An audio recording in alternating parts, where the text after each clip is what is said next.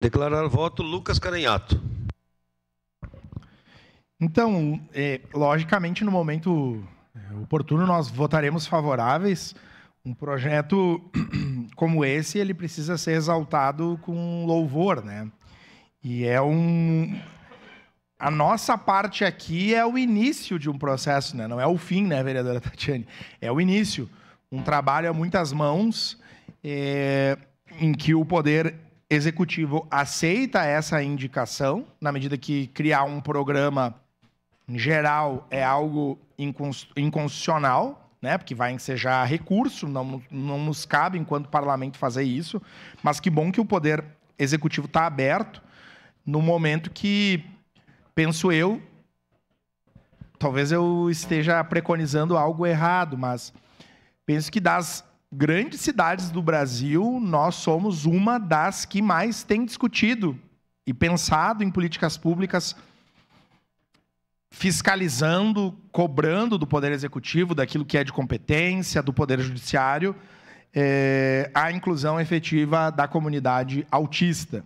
Então, é muito bom que nós votemos esse projeto hoje, aprovemos esse projeto, e a partir de amanhã, né, e posteriormente aí nos prazos que o projeto tem para ser colocado em prática pelo Poder Executivo, que nós fiscalizemos para que esse programa seja realmente efetivado, né? Temos falado sobre isso, tanto na área da educação, em que nós já temos, né, uma caminhada mais, de mais tempo, como na área da saúde, mas também nas outras áreas, no esporte, na cultura. Vejam, nós temos um número significativo de casas de moradia sendo anunciadas, né, para o nosso município, do governo federal, do governo estadual, e eu me questiono, será, vereadora Tatiane, que os nossos programas habitacionais estão adequados para as pessoas autistas, sejam elas bebês, crianças, adultos, posteriormente idosos?